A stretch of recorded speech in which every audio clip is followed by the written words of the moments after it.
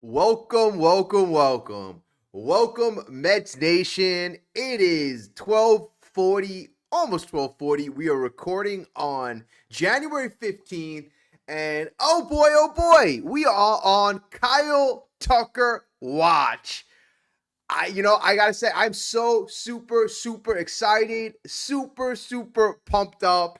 I know it's almost 1 o'clock in the morning. I might be yelling in excitement. So if you're looking for the library voice, this might not be the video for you. Folks, in just 24 hours, probably less than that, we will probably be having a decision by Kyle Tucker in terms of where he will decide to play. And honestly, you got to figure there's a 50-50 chance that he chooses to play for our New York Mets. So, I don't know about you, but I got to be so excited. I am super excited right now. And honestly, like I said, there's a chance Kyle Tucker may go elsewhere, but just the fact that the Mets are moving heaven and earth, Steve Cohen involved, the Mets throwing out multiple gigantic, massive offers, trying to get their man to improve and get talent, get as much talent on this team as possible, is just very inspiring, very good for this 2026 season.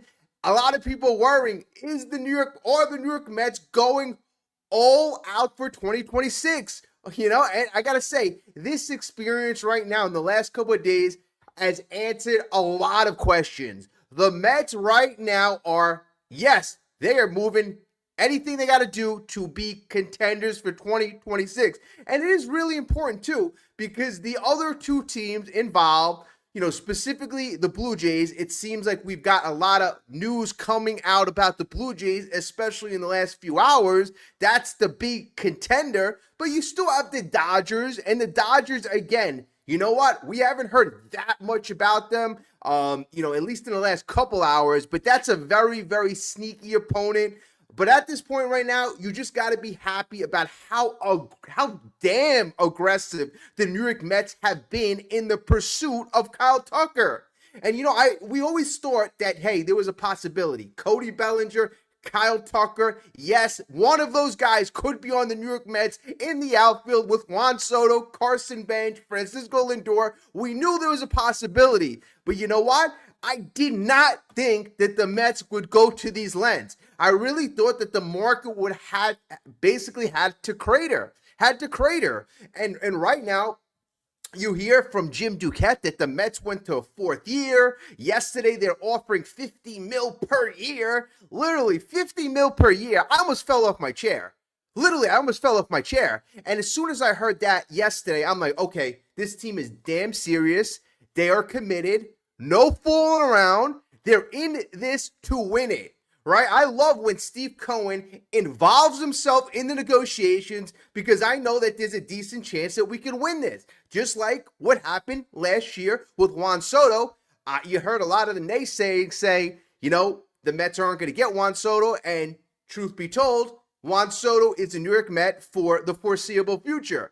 You hear the same thing with Kyle Tucker. Blue Jays are saying, hey, you know what? Right now, he's just home thinking about how he can get the average, he wants a long-term deal, getting the average AAV up. But I'm not so sure about that. I'm really not so sure about that. There's a lot that goes into making this big decision. There really is. And again, there are many different components. I hear, hey, he's a bit of a quiet guy. I hear he might not be a New York guy. His personality this, his personality that. Hey, folks, I don't care if the guy's boisterous. I don't care if he's loud. In fact, it might even work out better. Sometimes when you have many loud people, many alphas, they kind of clash. I think a guy who just goes out there and produces every day at a high level, that's the guy that I think could work out well. And a guy with a calm demeanor, I'm excited. And I saw his numbers last year, and some folks saying his defense went a little backwards and his offense went a little backwards. But he actually had a fracture in June. And before June, his numbers were ridiculous. His average over the previous 160 games was 40 home runs, over 100 RBIs, over a 900 OPS. Then the guy gets hurt and the numbers kind of trickle down. That happens. The same thing happened with Francisco Lindor. So, this guy is a beast. And this is why you see teams like the Dodgers going after him, teams like the Blue Jays going after him. And this is why the Mets right now are trying to move heaven and earth to pursue this man. So again, I am so excited. Richard, I see you. How are you doing? Hopefully everything is getting better. And you're doing well. Will, how's it going with you? Mark, I'm super excited. I hope you guys are excited too. It's 1:00 in the morning almost. And, probably 12 hours until we get a final decision. And, again, I don't even know how I'm going to go to bed, but, it's all good stuff. It is all good stuff right now. And I was just happy that the Mets went down this road at this, aggressive. I didn't expect them to be this aggressive. But, they are. So it's really good. So I think we stand a good chance. I think we certainly stand a good chance. If you're a Blue Jays fan, I'm pretty sure you feel the same way. And even if you're a Dodgers fan, I'm pretty sure you feel the same way.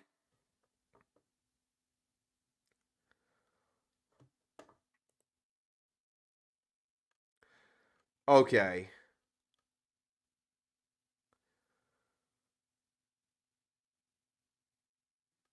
I mean, I'm just looking at like how this transpired. Like, it actually is coming together pretty quickly.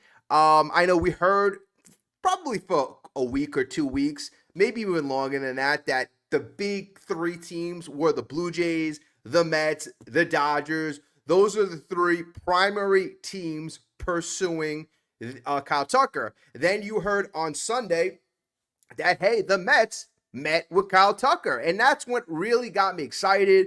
Before that, it was just speculation. You had Jim Duquette, you had Will Sammons. They indicated that the Mets were heavily interested. But then all of a sudden, when you heard that they had a legit meeting, then that really kind of triggered it in my head. I'm like, all right, you know what? This kind of is starting to feel a bit like Juan Soto. They're not going to be wasting time, meeting with Kyle Tucker, basically helping him out. If they weren't interested, all they're doing is getting Kyle Tucker more money from the Dodgers or the Blue Jays. I don't think they would waste their time doing that. And it turns out it wasn't the case. Yesterday, the Mets really intensified their efforts. You heard a 3-year, $120 to $140 million offer. Then the average AAV, you heard, went up to $50 million per season, making it one of the wealthiest, probably the wealthiest short-term contract, if that would come to fruition. So it's just so, this happened really fast. And, you got to believe a team like the Mets definitely and most certainly said, hey, we need an answer soon. You don't want Tucker to sit on this deal, so that he can get other teams to bid higher. No, that you don't want to be used like that. I mean, it may ultimately happen where the Mets don't win, but I think the Mets right now have shown Tucker much love, much respect, and I think that is super important in any type of relationship. But when you are starting a relationship, they are making Tucker feel like gold. They are making Tucker feel very special. And the Mets, they've had this very unique ability over the past couple years, especially in the Steve Cohen regime, whether it's Verlander or Scherzer. Obviously, they got Lindor to sign that 10-year deal. Last year with Juan Soto, the Mets had been extremely gifted when it came to attracting free agents. Now, did they lose a couple big ones like Yamamoto? Yes, they did, but that Dodgers situation was very unique. I'd be very surprised if we lose this thing, and I would say the biggest competitor is the Blue Jays. Probably last time we had any bidding thing with the Blue Jays was George Springer, and I don't think the Mets were anywhere nearly infatuated with Springer compared to Kyle Tucker. It's not even close. It is not even close. So I would just be hard pressed to see. I'd be impressed if Toronto ended up beating us out, but it's just hard to see. It's hard for me to imagine a guy like Steve Cohen losing. Again, you got to have the player want to come to New York. So that's also another very interesting factor.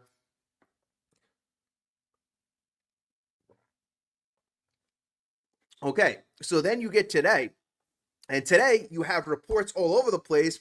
Jim Duquette was probably the first person that reported it, that the Mets added a fourth year to their offer in an effort to sweeten the deal, potentially signaling they're very serious. And honestly, they've already signaled they're very, very serious. But it's just another way to show Kyle Tucker, we want you and we will do everything to land you here. There's very, very, we're going to learn what type of special caveats are in the contract. There are rumored to be opt-outs. But again, you hear there's various types of offers on the table, but specifically this fourth year has been added to the contract offer yesterday, which was 3 years, close to $150 million. I mean, yesterday I said this contract sounds like it's going to be 4 years, $200 million, may even go above that, may even go to 5, 6, 7 years. I mean, it seems like there's so many things on the table compared, basically wherever you read, you hear something different. But altogether, it is very, very, it's promising. It is certainly promising. And the Mets, again, this is opportunistic opportunity. And this is something that the Mets right now are going 110 10% for. So again, I'm super excited right now. I don't know how I'm going to go to bed. I just imagine and envision how this team proceeds. Like, what is our next move? I feel like if we get a Kyle Tucker and our outfield is Juan Soto, Kyle Tucker, Carson Bench, Tyrone Taylor, I just feel that just gives us more incentive to go after a next star for the pitching staff. I mean, Skubal might be too rich, although some people may say, hey, Kyle Tucker, Skubal, let's just go for it.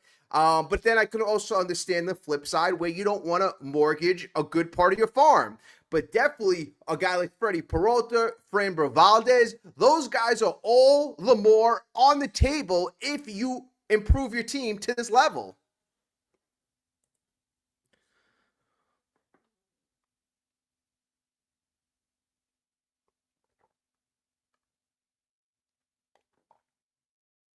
Oh boy, oh boy. Oh boy, oh boy. I mean, honestly, I worked all day today. I was kind of tired, but it just gives you so much energy and so much life when the team that you love is potentially making, making such a positive move. And I know we've been upset in the last month. We made changes, lost a good part of the core. But again, this is such a good way to turn the page. This is such a good way for Steve Cohen to say, hey, you know what? We're not pushing this in the future. We're not giving up. We're not taking a step back. This is a way for us to take a step forward. And I think that's also a large part of it. This is a business, folks. This is entertainment. And the fact that the Mets have taken so many slings and so many arrows in the last 3 to 4 weeks, this move does so much damage control. In fact, it spins the narrative 360 into the positive. And again, I still think that this gives us more incentive to make the next big move too.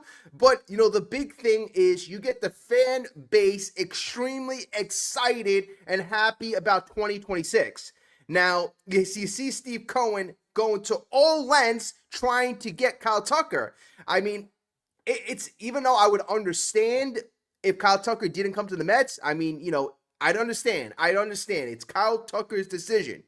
You can only do so much. But you see right now, the New York Mets are doing so much. They are doing everything they possibly could do in their power. And you've seen other organizations like the New York Yankees be so kind of like stingy about certain things that they don't want to put in the contract. The Mets aren't like that. The Mets are trying to do everything to appeal to the free agent, Kyle Tucker, his family, his future. They are trying to make this feel like home. And, they've done a good job in the past in these certain circumstances. So, again, I'm hopeful. I'm excited, and again, I would understand if Kyle Tucker decides elsewhere. But, the fact that they've done what they've done, it just really gives me positive feelings going forward. Jason, did you hear the Blue Jays are offering Tucker 10 years? Yeah, I saw that Jeff Passan, he had that a couple hours ago about the Blue Jays potentially offering a 10-year plus deal.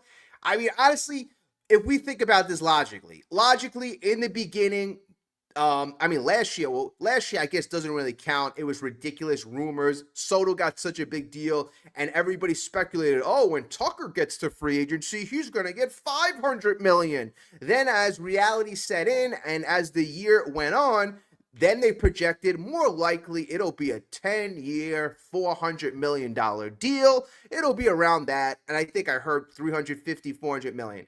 Okay, so the offseason goes, and the deals aren't out there.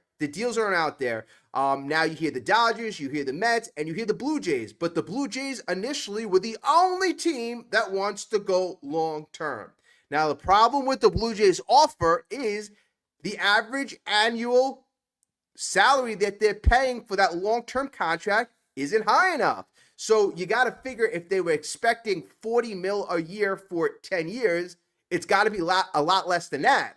Now, the Mets are offering 50 mil for 4 years or around that. So even if they offered 10 years, 30 million, $300 million, he's going to have to only play 4 years to get to 200 million. So I think the Mets are doing such a strategic, great job giving Kyle Tucker so many options that, hey, every which way he'll be able to make the money. He'll be able to make the money. I mean, even if he doesn't get the 400 million, he was looking for 400 million over 10 years. If you get close to 200 million in 4 years, you still have 6 whole years to make up, that extra 200 million. So again, you got to see the Blue Jays right now. They are not, I guess, apparently stepping up to the table, or maybe they are, and Kyle Tucker's still trying to mull it over. But at the very least, the Mets are making it extremely difficult, and that's what I said on yesterday's video. I said the Mets are basically giving him an offer that he can't refuse. Now, the Mets, yes, they have to pay a little more. There is a bit of interest because they're not the Dodgers. Then, the Blue Jays situation as of last year appears to be a little better, but we've seen situations are fickle. 2 years ago, the Mets were 2 games shy of the World Series. And if you would have said, hey, who's going to be a better team going into 2025? The Mets adding Soto, getting Senga back, or the Blue Jays, who didn't even have, I don't know if Guerrero was signed, but there was speculation. I know he signed in the beginning of last year, but there was a lot of, controversy that the Blue Jays should have signed him a lot earlier. But last year, the Blue Jays had a great year, and everything went right, and they gelled. But again, that's, to me, I got to see the Blue Jays do that on a consistent basis before I elevate them as, clear cut over the Mets. They just, in my opinion, had a better run at the end of the year, and they had a better season, and their team played better. So I'm not really sure how much I would elevate the Blue Jays over the Mets, unless the offer fit exactly what Kyle Tucker wanted. And apparently that's not the case. So again, I still think the Mets have a very good chance.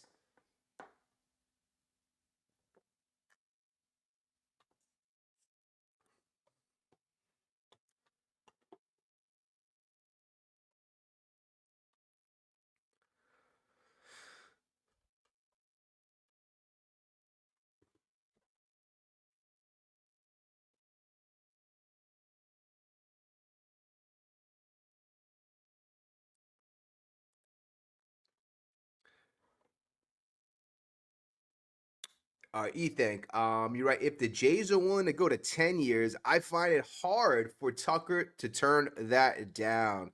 Well, you're right. A 10-year deal offers long-term security. It looks like you heard, I think it was Ken Rosenthal saying that that's what he wants. He wants the long-term security. He doesn't want to go back on the free agent market in the next couple of years. He'd prefer to be locked up long-term.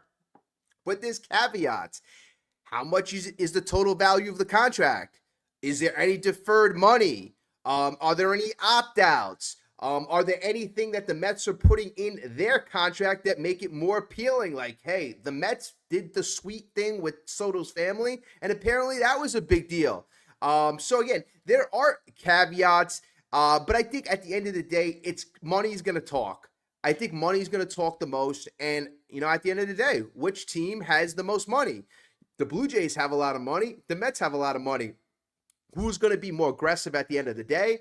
And I think nobody's going to be more aggressive than Steve Cohen. I'm going to continue to say that. We know right now this is not a David Stearns decision. It's not. It's not. If this was a David Stearns decision, we wouldn't even be where we are right now. 4 years, around 200 million. We wouldn't be here. So we know this is all Steve Cohen.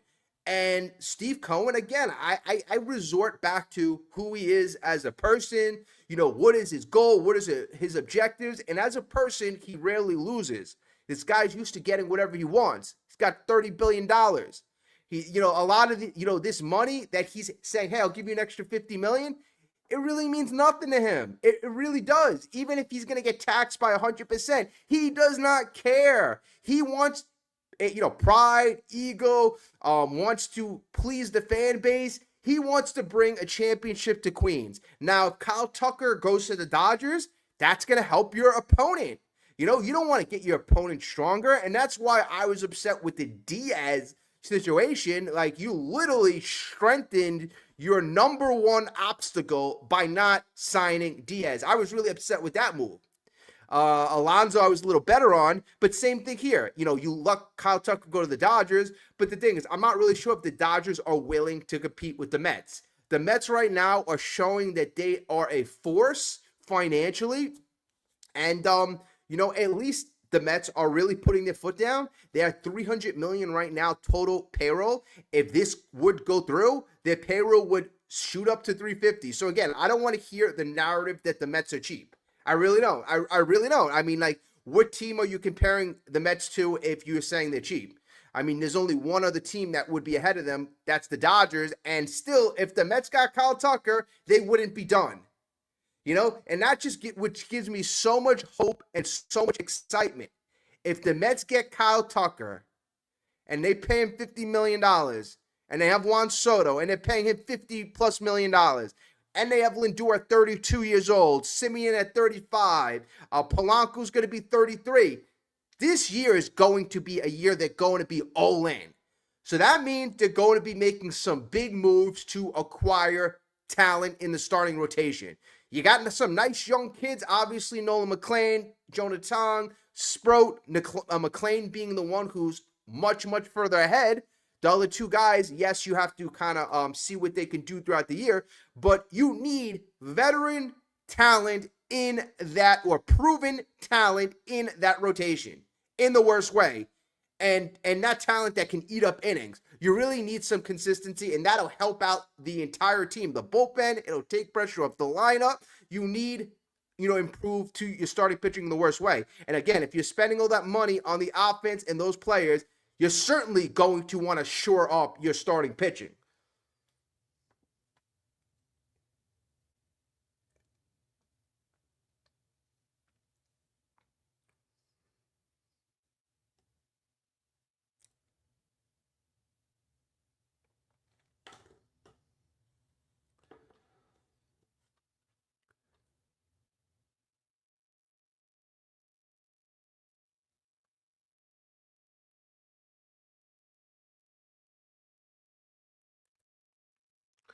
Okay, Jason, you're right. Our offer to him was 4 years, 200 million, with an opt-out after year 2. If you're Tucker, why wouldn't you take that deal? Well, again, we got to know what the details are with the other deals. Again, you got to know if I don't think we've heard about any money being deferred. There are those caveats that in the past we never really had to worry about. So there's a lot of new caveats. But I sort of agree with you, because even if they offer a 10-year, $300 million deal, that's only $100 million difference, and he would have 6 years to make that $100 million. So again, 4 years, $200 million seems like a deal that, yeah, that's a home run. There just are a lot of different details that aren't public right now.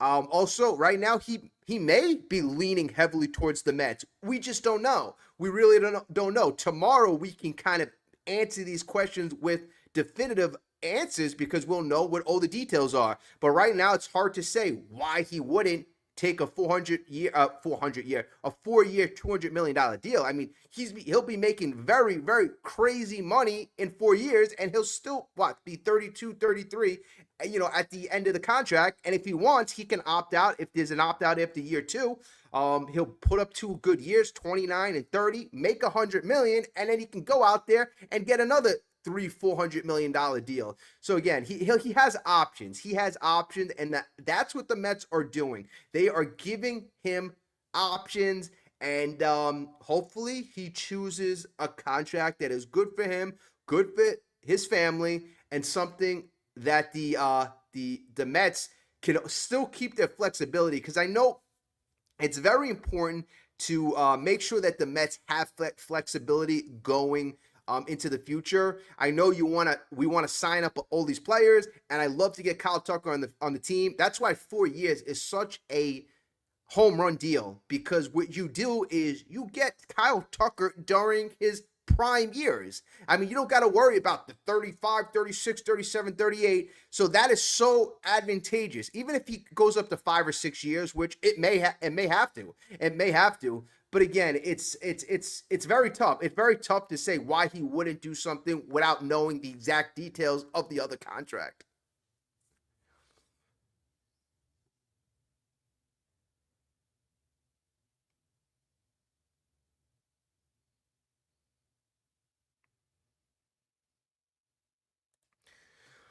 Okay. Here I was waiting for this type of comment. Tucker ain't going to a clubhouse mess of a team.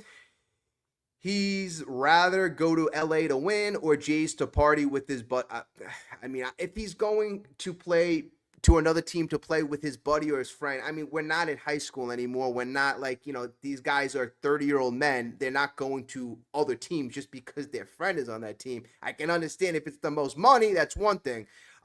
He's already got a championship too, so let's keep that in mind. He doesn't have to go to LA to win a championship. That's a very big component. And the thing is that as far as the mess in the clubhouse, I mean, if you're familiar with the Mets, you know that the Mets have had a huge overhaul of their core, trading away, making a couple key maneuvers through the trade market, and obviously not signing a couple big pieces. So the clubhouse is usually completely different from year to year, but the Mets have had the same core for quite a long time.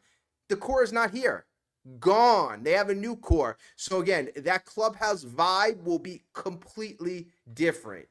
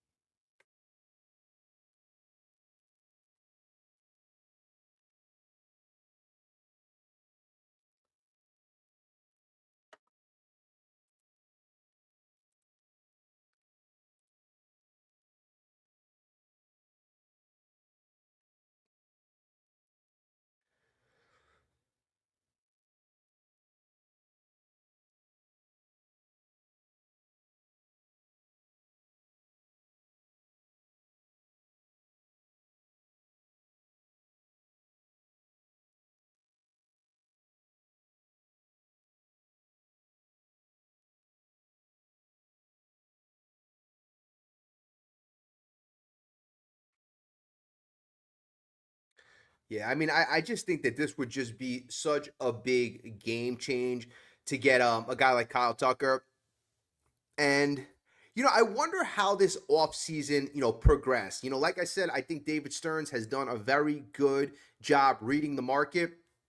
I wonder if, in the beginning of the offseason, there was an anticipation, and I think there was a big anticipation from Kyle Tucker's camp that there would be many more teams involved. I think right now the Mets, David Stearns and Steve Cohen are very pleasantly surprised that it's only two teams that you hear involved, the Dodgers and the Blue Jays. And I think the Dodgers and the Blue Jays, they're probably surprised. It's only us, the Mets, and the Blue Jays. They probably thought that there'd be 5, 6, 7 teams involved. So again, the fact that so many teams have just not been interested, just that much more gives the New York Mets the fact that they have a golden opportunity to improve in such a vast way. You've heard his defense, Kyle Tucker's defense taking a downturn. I mean, the outs above, I think the outs above average was the thing that, from 2022 to 2025, there was a big discrepancy. But again, I want to see Kyle Tucker a full year in Queens in this situation with a long-term contract, not hurt. He's been hurt in the last 2 years, a couple minor injuries here and there. Nothing crazy, nothing I would feel extremely worried about. But again, I want to see how he plays in Citi Field with this New York Mets alignment. I'm excited about that. On the flip side, if things don't work out, that means Kyle Tucker decided not to play in New York. And you know what? At the end of the day, I think things have a way of working out. Maybe he doesn't have the mindset for New York. Okay, that's fine. He made the decision not to come here. We'll move on. But again, the Mets have shown you that they will be aggressive nonetheless.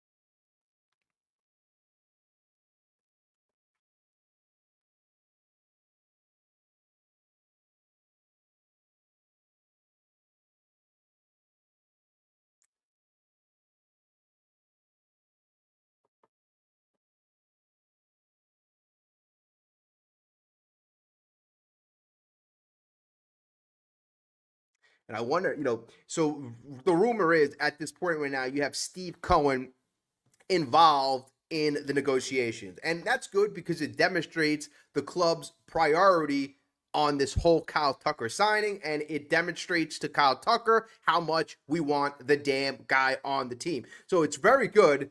But, I wonder, like, if they're talking about incentives, deferrals, opt outs, like, if you're Steve Cohen and you're already at this point, like, are you just saying yes to everything? Because that is also another advantage that a team like the Blue Jays and a team like the Dodgers, I don't think they can do. I really don't. I think those teams have to operate, differently. I think especially the Blue Jays, the Dodgers, they've done, a lot of crazy things as well, a lot of creative things, but and then also too, if you're gonna prioritize Kyle Tucker, and do so many special things for him, does that freaking rub off on a Guerrero? I don't know. There's just more questions. I just know that in the Soto situation, they just made a lot of exceptions and they gave into a lot of these things that the Yankees just would not give into. So again, maybe it'll be something little like that that just separates the New York Mets.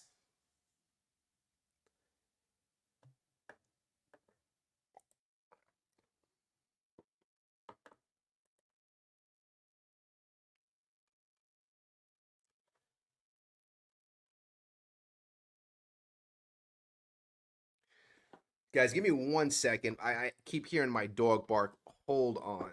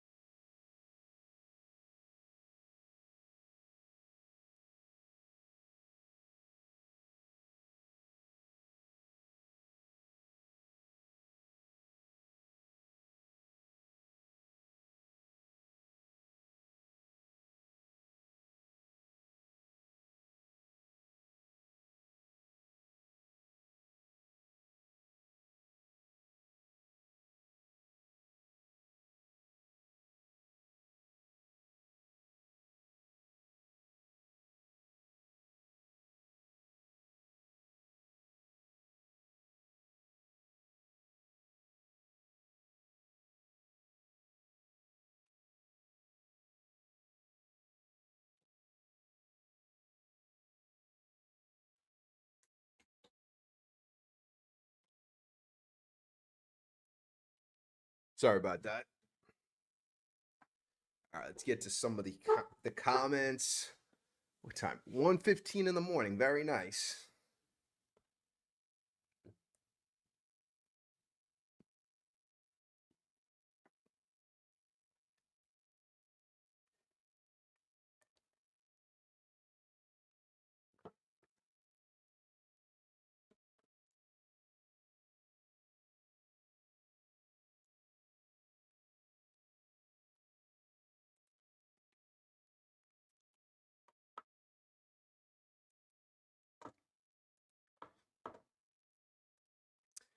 New York Mets 972. It's a two-team race. No sign of the Dodgers. Yes, I think the last time I heard it was like a report yesterday that the Dodgers wanted to do something short term, but I don't think they were anywhere close to the 50 mil per year. But again, I mean, with the Dodgers, you just really never know. I mean, at the last minute, they may try to do something, but today, Wednesday or whatever, yesterday, Wednesday, it seemed like the two teams in it were the Blue Jays and obviously the New York Mets. But again, I'm not gonna count the Dodgers out. I'm really not.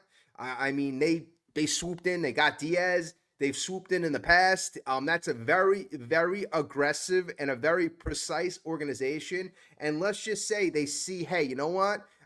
Let's just say the Dodgers view, they have a little foresight. I mean, the Dodgers, I give them credit because their organization does have foresight. And let's say they say, oh, okay, the Mets, they got Juan Soto, Francisco Lindor, they got Kyle Tucker. The Mets would then be catapulted to make some additional moves. I'm pretty sure the Mets are going to make some get I would say at least two moves in the starting rotation. And the Dodgers like, all right, you know what? We don't want to give the Mets momentum. And obviously a Kyle Tucker addition to their roster would help them out too. So not blocking the New York Mets progression. And the Dodgers have done that time and time again. They've blocked the New York Mets. So let's see what happens. I mean, the Dodgers have already won 2 championships without Kyle Tucker, so that's the other side of the equation. Do they need to invest another $50 million in another offensive guy? So again, it's a good thing to ponder. But if I had to speculate, I would just speculate that the two main teams are the Blue Jays and the New York Mets. And it's just very interesting because the New York Mets apparently don't want this offer out there for a long time. They made the offer yesterday. They started at 3 years between 120 and 140 over 3 years. Then they upped it a bit. Then they added the 4th year this year. But they said, hey, we need an answer. We need an answer. And the expectation is that the answer is going to come tomorrow. So, and I think that's very smart. You don't want the New York Mets to be used, and they still might end up being used, but at least they're not going to be, this thing's not going to drag out. And the Mets can get an answer tomorrow and move on. The worst thing in the world is this thing drags out into February, the Mets allocating all this money aside. Framber comes off the market. Ranger already came off the market. Other guys get traded to other teams. And then the New York Mets right now are looking with no new additions on the team. So I think it's very smart to get an answer tomorrow. You move forward and you go after the next talent. But it is what it is. And I do respect the Mets for making this huge offer, this huge attempt.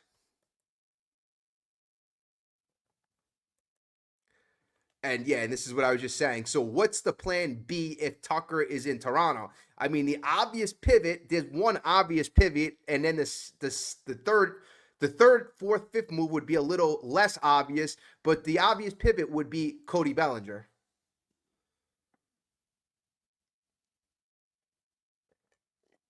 And honestly, I'm pretty sure a lot of you've seen it, but if you've been watching my videos, I think it was about a week ago, I predicted what was going to happen. I said, I was asked, who's going to sign first, Kyle Tucker or Cody Bellinger? And I said, based on the way, things are looking, Cody Bellinger's market isn't so hot. Prediction, Kyle Tucker's going to sign first, and you're going to have Scott Boras and Cody Bellinger use the momentum, whatever Kyle Tucker got, plus all the teams that didn't get Kyle Tucker will now be in the Cody Bellinger market, or maybe not all, but at least one other team. That's all you need. You need the Yankees and you need another team in order to get that market where Scott Boras wants it. And then we'll see. At this point right now, I have to believe that the Mets value Kyle Tucker much, much more. I don't think that they would go to those crazy, ridiculous levels with Cody Bellinger. It might not take it. The Yankees were reluctant to go to 150. It sounds like right now the Mets are well past, the 150 mark.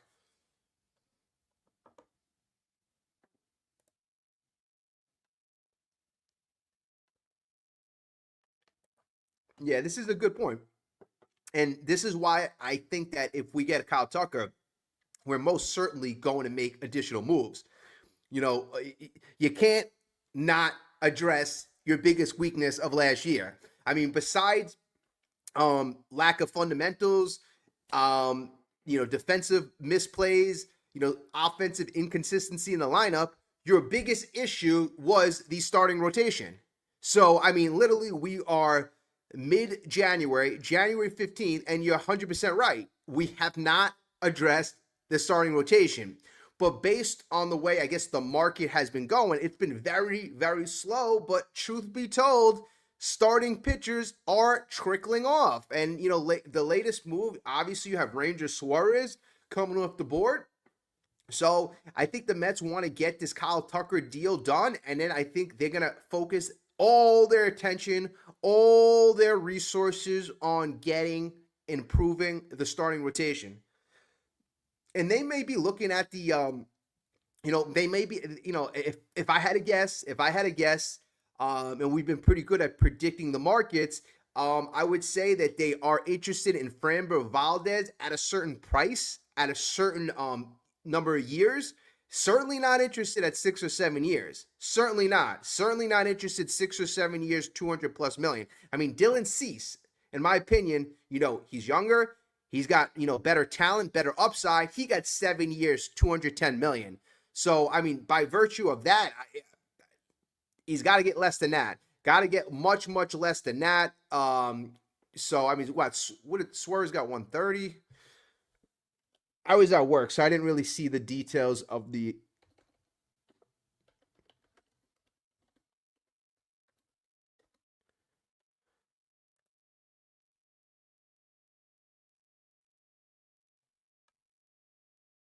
All right, so Ranger Suarez got 5 years, 130.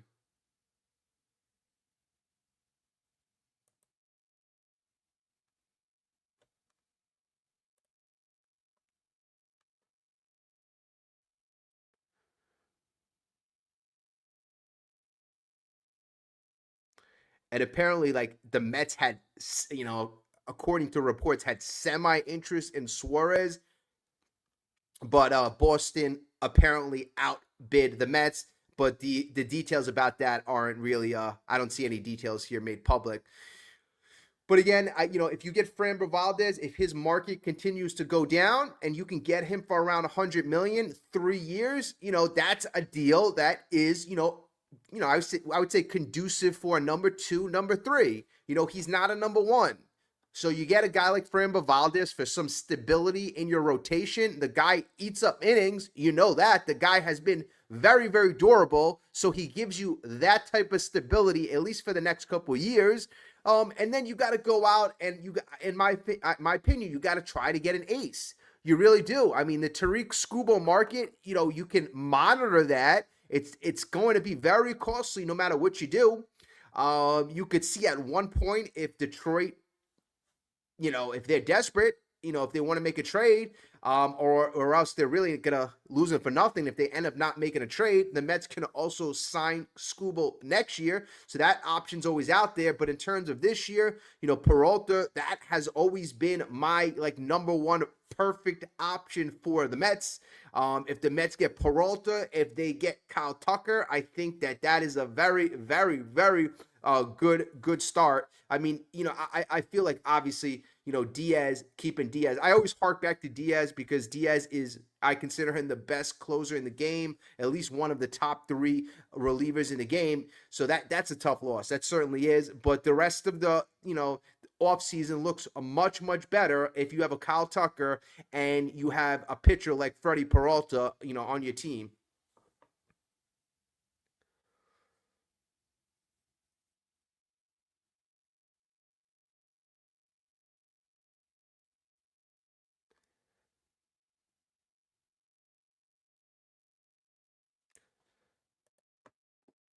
Yeah, I'm not sure if this is a serious comment, Kev, but I'll take it like it is. We're not contending next year, so might as well bring up all the rookies. I mean, the off season's not even over yet. But okay, going with that assumption, the Mets are still going to develop some of, I mean, I would say you're going to see what you have in Carson Bench. You're going to see what you have, hopefully, in Jet Williams. You're going to see what you have in Brett Beatty, a consistent year. Francisco Alvarez, Ronnie Mauricio. So there is a large part of this youth movement that you're going to play. You're going to play. But as far as, giving up on this year, you're not going to contend. I mean, that's silly. The Mets are spending over $300 million literally tonight as we speak. They just handed out an offer of about $200 million. So, I mean, it's pretty premature to say that. But again, I have to assume that you're not being too serious. And then your other comments, the thing is, you might be a little bit right with this one because I've heard in the last couple weeks how that situation may be actually more important than was initially assumed, because teams right now obviously they didn't sign him. A guy who's been pretty successful in the last couple of years has not had a lot of attention, and right now guys coming off the board, Framber Valdez isn't one of them.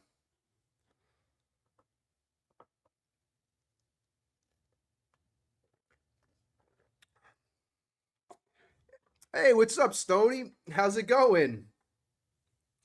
You excited? Kyle Tucker, what do you feel? You feel Kyle Tucker is going to be a New York Met tomorrow, or possibly not?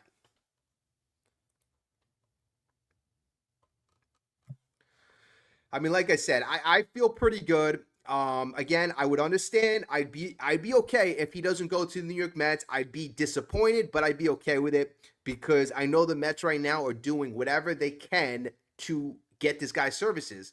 You can't make him sign the paper. You cannot make him come to Queens. And here's the deal.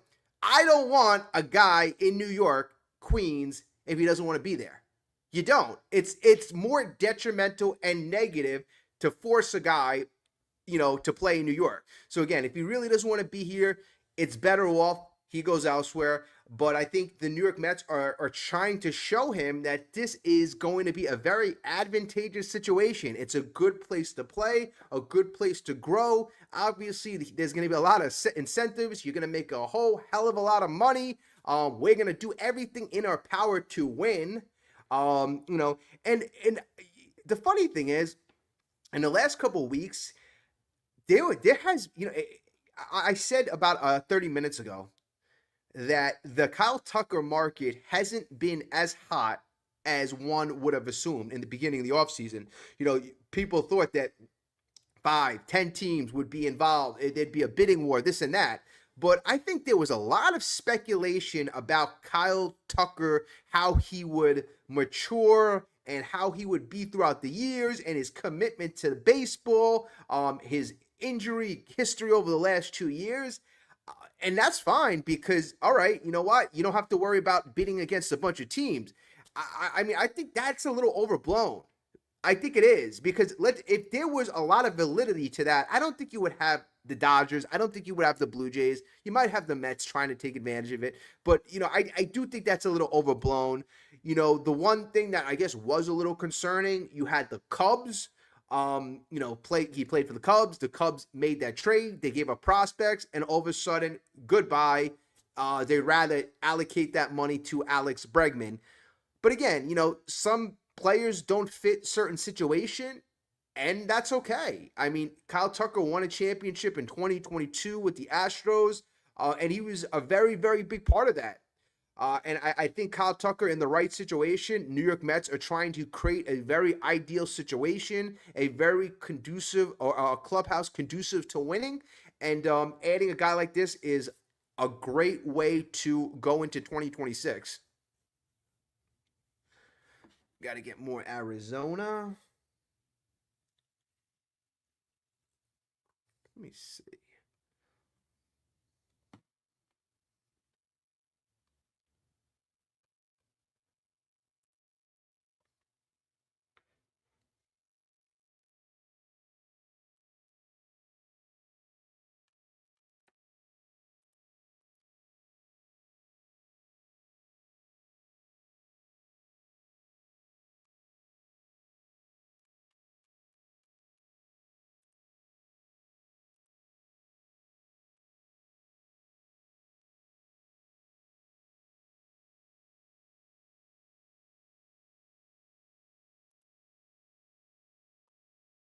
Octavio, you're right. How about Valdez? 2 years for 70 million. I'm all for it. Octavio, that's the type of contract that I would love, absolutely love. Um, I mean, the only thing is, you try to look at the player side. That takes him to age 34. Would the player sign it? I mean, I gotta think that Valdez is Framber Valdez is gonna at least get 100 million. I mean, 2 years, 70 million, better for me, better for the New York Mets. Less risk, less money. Get the guys for 2 more years during his prime, the end of his prime. Mets can certainly use him for 2026, 2027, while they continue to develop a lot of youth, a lot of pitching in their farm. So getting a guy to plug up some very important years while the kids continue to develop is very, very important.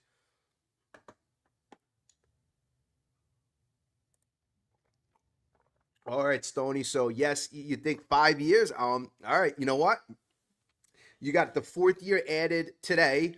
5 years, probably going to be over $200 million. I, look, the guy's going to be 29 years old. He's going to be 29 years old. I know he's had some injury concern, but it's nothing.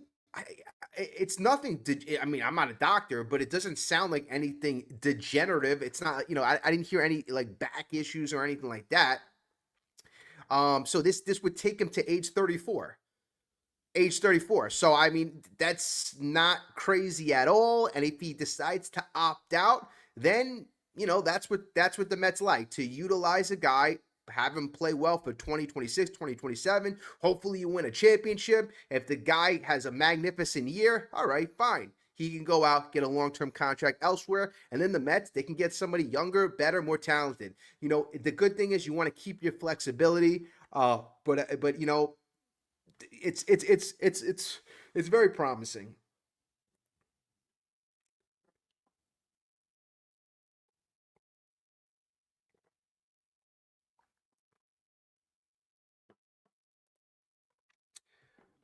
Oh, also you want Rio Muto? I like Rio Muto too. I just don't think that I kind of I'd be hard pressed to think that he's gonna leave Philly. I really do. And I like our catcher situation. Francisco Alvarez, um, I'm expecting the kid's got to stay healthy. I'll just say that he's going to be 24 years old. The Mets, I think Alvarez still has 4 years left on his until he becomes a free agent. But Alvarez last year started off very, very rocky, had a couple injuries, got sent down. When he came back up, that was the first time I saw the kid that I thought we got when he was our top prospect a few years ago. I finally saw the Francisco Alvarez that I thought he could be. And at the end of the year, he actually batted 256. So he almost batted 260. He had a 2 WAR. Last year was his best season. But the thing is, he got hurt. He only played in 246 at bats. 246 at bats. If he had over 600 at bats, probably could have been a 5.5 WAR catcher. So that's the thing. You know, he's got to somehow find a way to stay healthy.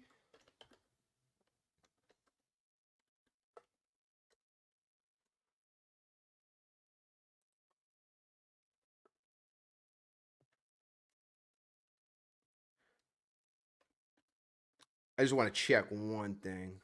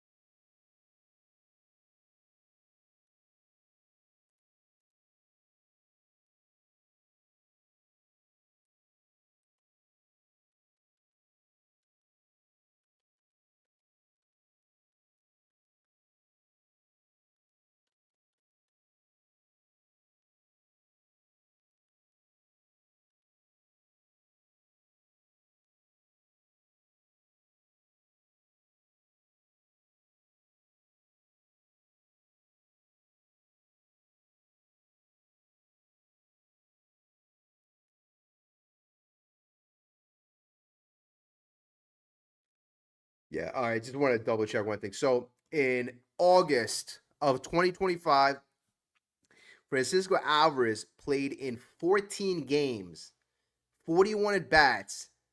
He batted 341. 341, three homers, 11 RBIs. I mean, the guy was mashing. Then he got hurt. But another guy, Brett Beatty, in August of last year, he batted around, I think he batted 338. So the Mets young kids from August on really started to hit much, much better. So again, that's a promising thing going into the 2026 season.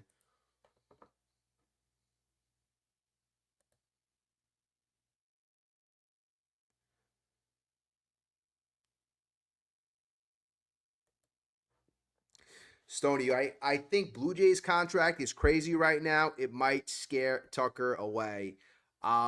Well, I mean, you know, I guess they offered a long term contract, but the average annual value is not as high as he wants it to be.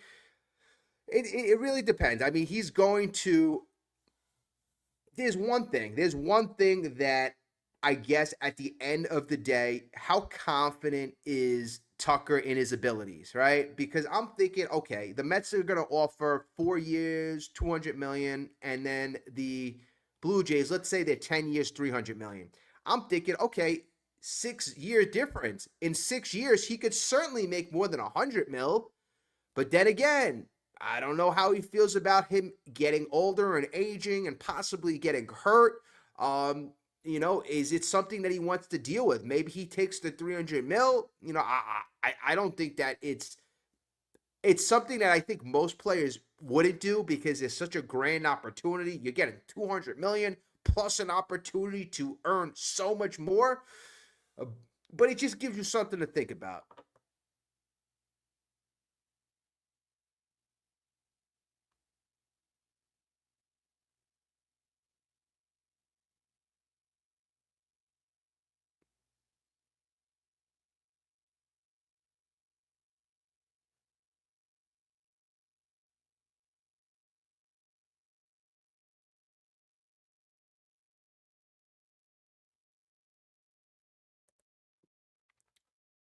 Dead Talk Live. Being that it's 1:30, all right, so 1:30 in the morning. I think it's the ideal time to bring up this topic of fandom. I am a diehard Mets fan for 40 years now. I was 12 years old in '86. Wow, wow. Honestly, I love diehard Mets fans. The longer, the better. I mean, we have some people part of the channel fans all the way from the beginning. So obviously, you're a Mets fan for a very, very long time. I think that's probably one of the best things to be loyal when your team, obviously, the Mets haven't won since '86. That's a long time. That is certainly a long time. And that's why I think us Mets fans are so like damn reactionary, because a lot of young fans haven't felt winning. Like in my lifetime, I've never seen a championship. I've never seen a championship. So I'm so, I'm planning the first time, my team wins, going to the parade, everything I'm going to do, how I'm going to celebrate. And it seems silly, but I've never experienced it. I mean, I got to say, at least, dead talk, at the very least, at least you've experienced it. And that '86 team, I used to watch the video of, the '86 season. I would watch that video over and over and over, how exciting that team was, the players, but again, to experience it and to watch the games, the playoffs, World Series, and to actually come out a champion, I hope someday, we can feel that soon.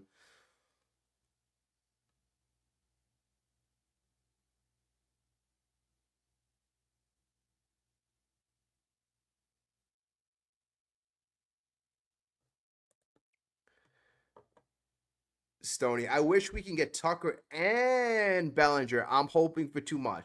Well, you know what, Stoney, you can honestly, we can all hope for whatever we want, especially it being right now almost 2 o'clock in the morning. We're all diehards here. We're all big time Mets fans. We love our team. We want our team to improve as much as possible.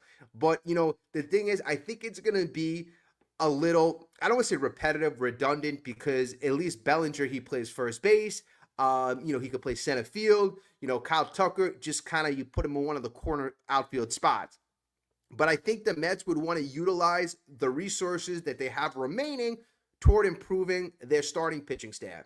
So yes, I mean, Bellinger, Tucker, and all the talent. I love that. And then also another factor in that, you want to create opportunities to see what you got in the youth, see what you got in the young kids. And somebody said this to me 3 weeks ago. They made a very good point, and I'm going to continue to say this because it might have been true. It still might be true. I mean, the Mets, you got to feel we're very concerned with that clubhouse. I feel that. I really do. And also, you got to feel that concern, how much of the clubhouse factor may have affected the young kids and their ability to develop. So if the front office was concerned about that at all affecting the young kids' development, I mean, you got to make a change. You got to make a change. And, this is nothing definitive. It's not trashing any of the guys that we had on this team. It's just, somebody's thought that they brought it to my attention. And I'm like, but also, too, if you have some leaders on the team, some guys might be a little more reserved. Sometimes you got to push a Francisco Alvarez, a Brett Beatty, a Mark Vientos, a Ronnie Mauricio, and say, hey, you know what? It's your time now. You go out there and you win us games. You're going to play third base all year. Ronnie Mauricio, you're going to get a 300 at bats. I mean, you got to give these guys opportunities where they're not worried about pleasing the veteran, or, the veteran looking over their shoulder. So I think that this is going to be very advantageous. And that's why I think getting a star player like Kyle Tucker, who's not like, he's not an alpha guy. He's not a guy who's going to get in people's faces. He's not a guy who's going to give anybody trouble. He's supposedly a very quiet, very low mannered, very soft spoken guy. So that's why people are speculating maybe he's not a New York guy. And I'm not really for that. Like, I don't believe that at all. A guy who's played in World Series, won a championship, a guy who's played in Chicago and been very successful in Chicago. If you look at his first couple months before Kyle Tucker got hurt, the guy was raking. So he could play in the big city. He could play in the playoffs. This guy is, big time. And I think honestly, I'm going to continue to say, I can't wait to see what happens tomorrow. Richard, I wanted Arenado, but oh well. Yeah, that's a tough one. I mean, he went to the D backs. I was surprised how much the Cardinals paid. Out of the remaining 40 something million, the Cardinals literally ate up almost 90% of the salary. I think the Arizona D-backs are only paying 4 or 5 million a year. So I actually said it early in the season. I said if we're gonna have Arenado as a bench player, that's not a bad. That's not. I don't think that's a bad thing. Um, but it is what it is. I'm okay. I'm okay. I got Brett Beatty at third base. I think the kid showed a lot of development last year. I think he could play a lot of games. So I'm not heartbroken.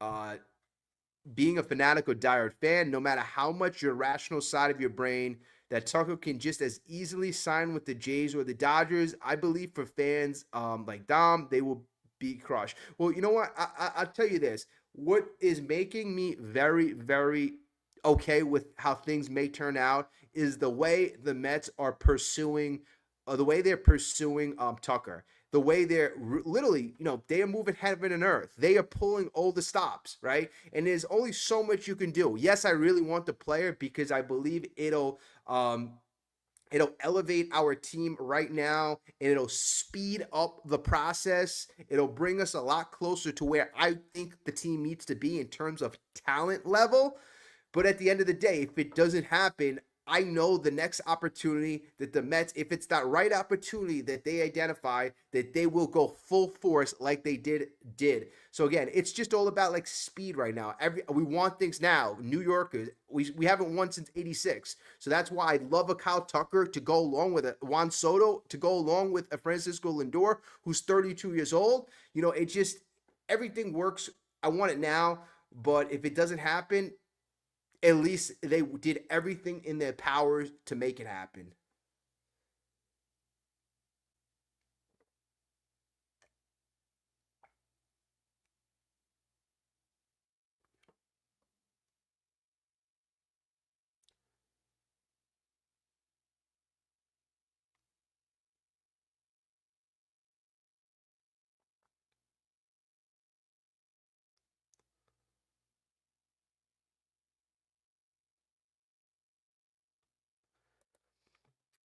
What's up, Alvin? Um, if Discount Dave doesn't nail the Tucker deal, then it's going to be a long season for the Mets and Mr. Nickel Dime Stearns. Uh, I'm not sure why. I'm not sure why Discount Dave. Oh, Discount Dave. You talk about David Stearns. You're funny, man. You're funny.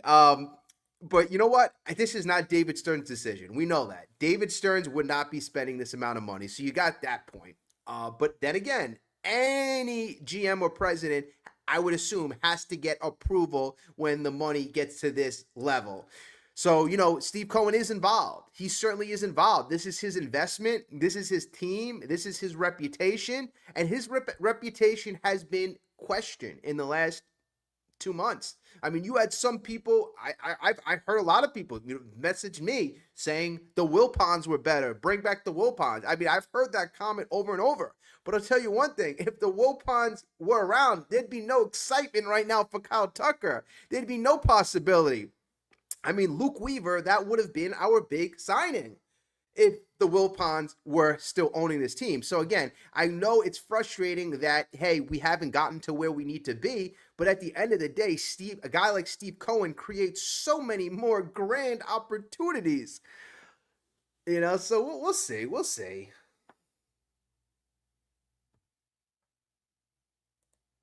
In 1986, the Mets owned NYC. Yeah, I mean, you know what? I wish we could bring back those days. I mean, that's why like I love to see the '86 Mets. Even Ron Darling, Keith Hernandez, Dallas Strawberry. I remember buying tickets in 2006. Seeing some of the '86 Mets. For some reason, I remember right. Like me and my friends, we used to literally wait online. I don't know. Probably we got diehard fans in here, so maybe you've done that as well. But we used to go to Shea Stadium, 2006, 2007, 2008, camp for days, days and days and days. A couple friends. I don't.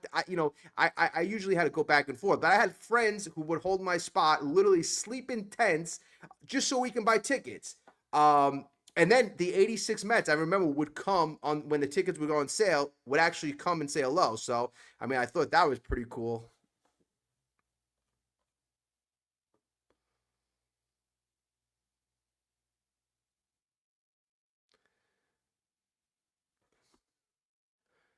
Stoney, let me check something out because I see what you wrote. The only concern I've had about Tucker is he has some injuries in the past. That's why I guess you don't give him a long term contract. Like, um, what I checked, and I haven't checked it in a couple of days, but from what I remember, the injuries didn't really see it. It's not like he had a back injury or. It seemed like there was really nothing really degenerative. It seemed like they were just more little. Let me see what he got. Tucker.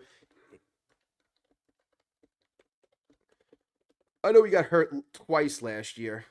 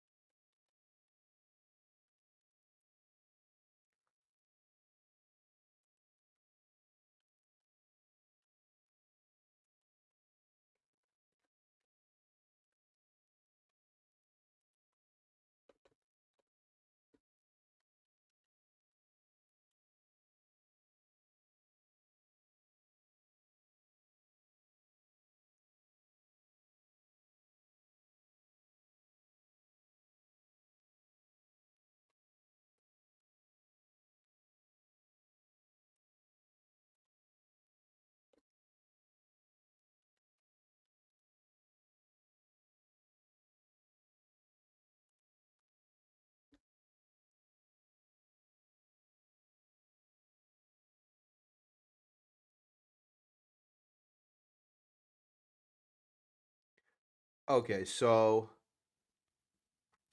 the September injury, it says Kyle Tucker got injured in September due to a calf injury, which has kept him sidelined since then. The injury has affected his performance and has not appeared in a game, so he had some kind of calf strain. Um, and I know he got injured in June too.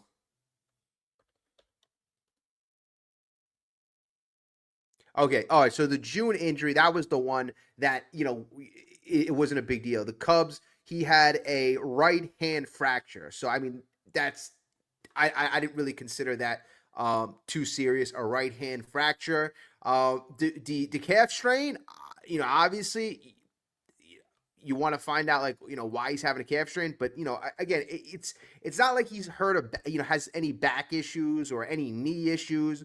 I think it's all stuff that with good nutrition, with good health, I think he'll be fine. Those injuries don't really sound that bad. Again, I'm not a doctor, so there's something out there more serious, but you got teams right now offering ridiculous sums, so I don't really see them being that concerned.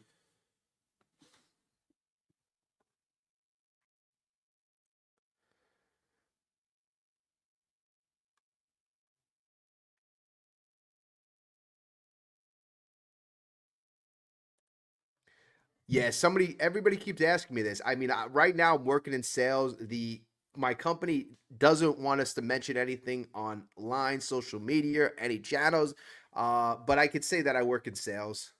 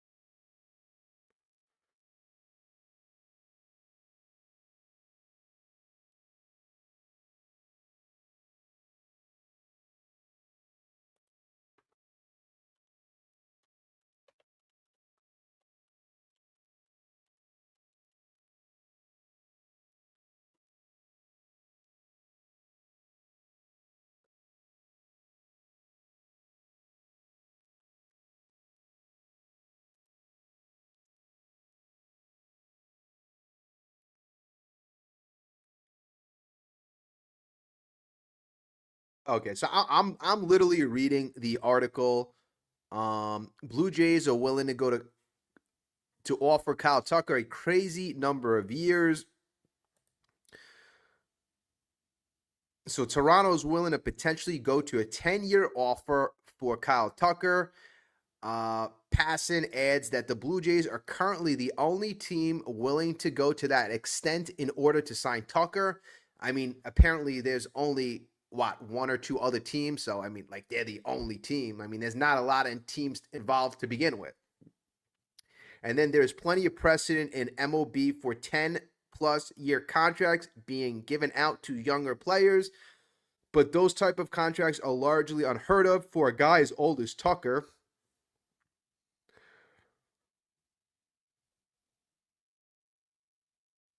Now it's so funny. This one report goes, oh, the All-Star is drawing interest from the Mets, the Dodgers, the New York Yankees. So I mean, again, like you read certain articles, and then I think to myself, I'm like, who is this benefiting? This to me, it seems like it's clearly trying to drum up, interest for Kyle Tucker. I'm not sure if it's to get another club to do something else. But I mean, you even have the Yankees included in there, which I've heard nothing about the Yankees being any serious contender for Tucker. But again, that's in an article that just came out like an hour ago. I mean, watch the Yankees come out of nowhere and then them be a mystery team. I mean, I'd be shocked. They Brian Cashman. I mean, I've actually been a little surprised how much under restrictions the Yankees have operated. They're operating, in my opinion. I mean, Mets fans would say it as a small market club. They've really done nothing other than the Ryan Weathers and a couple of small moves here and there.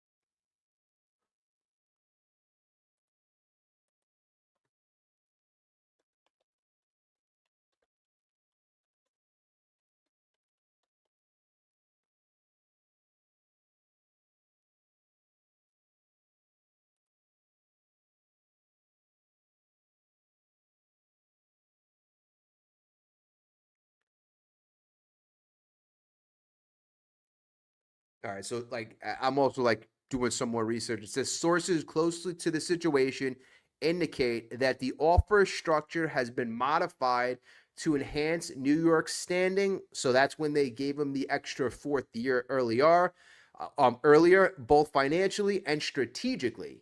Additionally, ownership has sent a clear message that this pursuit is significant, particularly considering the Mets' current outfield needs. Yes, I mean, that is true. The Mets have been saying in the last couple of weeks that they will add talent to the outfield. With other teams offering contrasting contract proposals, Tucker now has to make a decision that involves more than just money. The upcoming move could decide if the Mets successfully acquire their target or see him sign with another team. The New York Mets have made a short-term offer to Tucker. Okay, we know that valued at $50 million per year. This was who? John Heyman.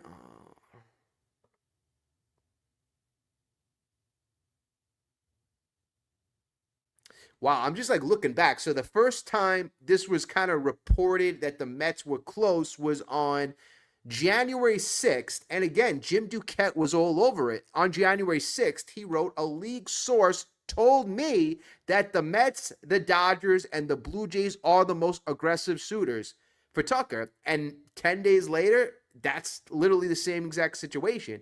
And it kind of tells you a lot of people are saying, oh, in the last 3 days, this is kind of coming out of nowhere. I mean, according to Jim Duquette, this has been developing for at least the last week and a half, possibly even longer. And then Jim Duquette, he mentioned that the Mets added the fourth year Duquette pointed out that the deal would probably include at least one opt-out. This matches earlier speculation since the Mets preferred to order the shorter-term contract. Although, yes, there are rumors that the Mets offered an array of contracts, 5 years, 6 years, 7-year deals. The Mets are anticipating a response from Tucker in the near future as the free agent weighs his options.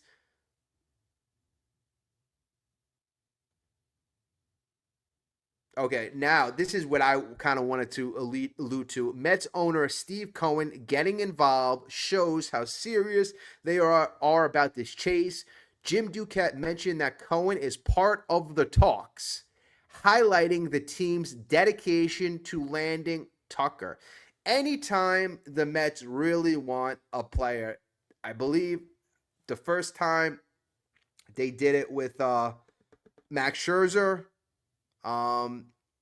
They did it obviously with Juan Soto. I forget if they did it with Yamamoto. But again, any player we want, Steve Cohen is part of the negotiation. And you know what? Steve Cohen should be, because a guy like David Stearns, I mean, he might be a numbers guy. He might be an analytical guy. But the guy doesn't really have a strong type of, I don't think his people skills are the best. And that's from what I guess a lot of players are saying, former players who leave. His I forgot who, I think it was an Ottavino who kind of questioned his lack of communication skills in terms of talking with people, not communicating with the media. You could be very dry, you could be very bland, but if you're trying to be appealing, if you're trying to sell, I mean, you can't be like David Stearns. I mean, the player would fall asleep. The player would go elsewhere. It's so his approach is not very conducive, and that's why Steve Cohen is a lot more personal. He's a lot more charismatic. He's a lot more likable, and he's a lot richer. So it really means a lot when you have the owner of the organization talking to you, saying, "I want you and your family to be a part of our organization, and you are going to be special, and we're going to win championships next to Juan Soto. We got a great young core. We got great young talent coming up. Hopefully they can eventually be the core. But again, selling the vision, David Stearns, not his strong suit. So that's why you got a guy like Steve Cohen, the owner, in this, and we're in it to win it.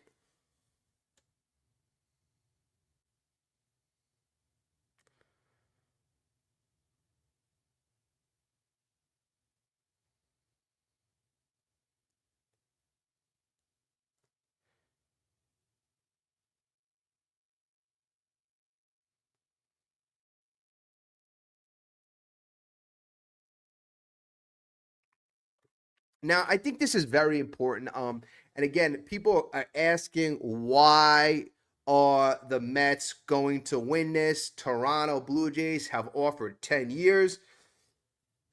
But it seems like Kyle Tucker is very, I don't want to say obsessed with, but he's very focused with average annual value.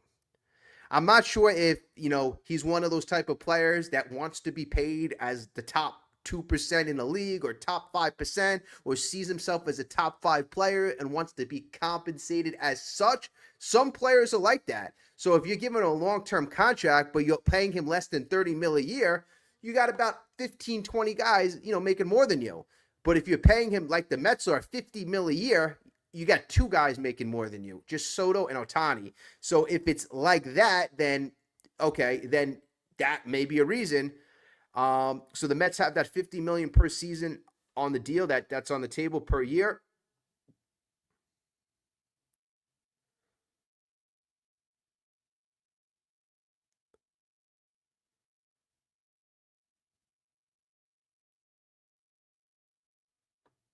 Okay.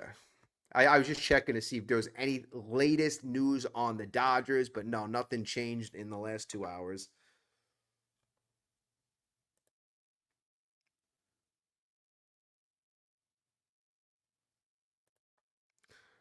Oh yeah, Tim. Oh yeah. I think we have an exciting year ahead. I agree. I 110% agree. I mean, even if Tucker decides to go the easy way with the Dodgers. Honestly, I wouldn't think too much of him if he goes to the Dodgers. I really wouldn't. Um, if he's going to take that easy route, then he's better off not being in New York. If he goes to the Blue Jays, I'd be a little more understanding, but, again, it's going to be a challenge in New York. But the New York Mets offer him something very special. I'm not sure how familiar he is with the city, how familiar he is with the history, but obviously the Mets haven't won in a while. The Mets haven't won. I think the Blue Jays won in the early 90s. So the Mets would be the longest team that he are interested. If he can bring a championship to New York, this guy would be elevated as a legend. This guy would be really elevated as that key piece. And I see him as like a special piece. I'm not really sure why in my mind I kind of compare him to like a Paul O'Neill type guy. Like, I grew up I grew up watching a lot of 90s baseball. I'm not sure if that's the best comparison, maybe because they're both lefties, but that's who I see, and I saw Paul O'Neill was obviously a very big part of that team's winning.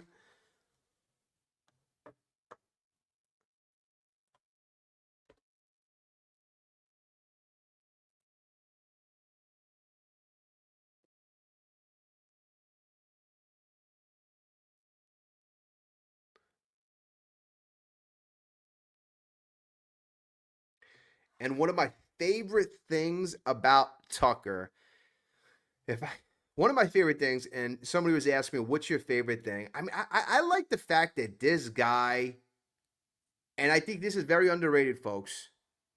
This is very underrated for a potential 30 home run guy, and he's always hit around 30 home runs. 2021 30, 2022 30, 2023 29, 2024 only played 339 plate appearances, only 277 at bats, 23 homers.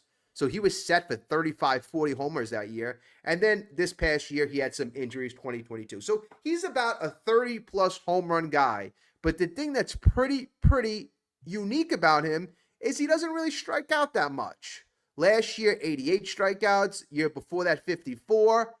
Guys never struck out over 100 times. Never struck out over 100 times in his life. And he walks. He walks, folks. Last year, he walked 87 times. Not quite as much as Juan Soto, who walks like close to 130, but nonetheless, he walks close to 100 times. His on-base last year was 377. His on-base the year before was 408. So he's a very polished player with 30-plus home run potential. He has great contact. I'm so excited, folks. I'm super excited, and I'm hoping that this happens. And I think even the numbers that you see on Baseball Reference when you pull up his stats, I don't think really do him justice. I really don't. I really don't. In the last two years, maybe I'm a fool. Maybe I should be concentrating a little more on the injury concerns. Maybe that's why there's not a lot of teams involved. But I'm not. I'm really not. So let's see. Let's see what happens. And then also, too, if you structure the contract as a short-term deal with opt-outs after year 1, year 2, you also incentivize this Kyle Tucker to be healthy, to play hard, to be productive. So, that's why, opt-outs some people don't like because, hey, I'm going to lose the player. Well, also, it keeps the player motivated. It keeps the player motivated to play at a high level all the time.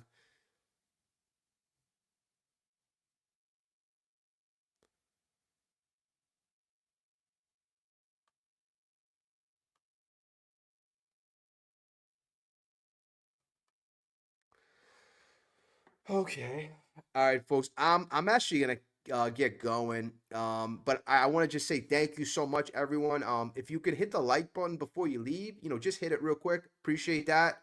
If you're not a subscriber, I love to welcome you to the family. Uh, but yeah, I'm gonna get going. But tomorrow, stay tuned. I expect a lot of fun things. I want to wish you all well. Thank you again. I really appreciate all of you. Great comments as always, and I will speak to you soon. Have a great night.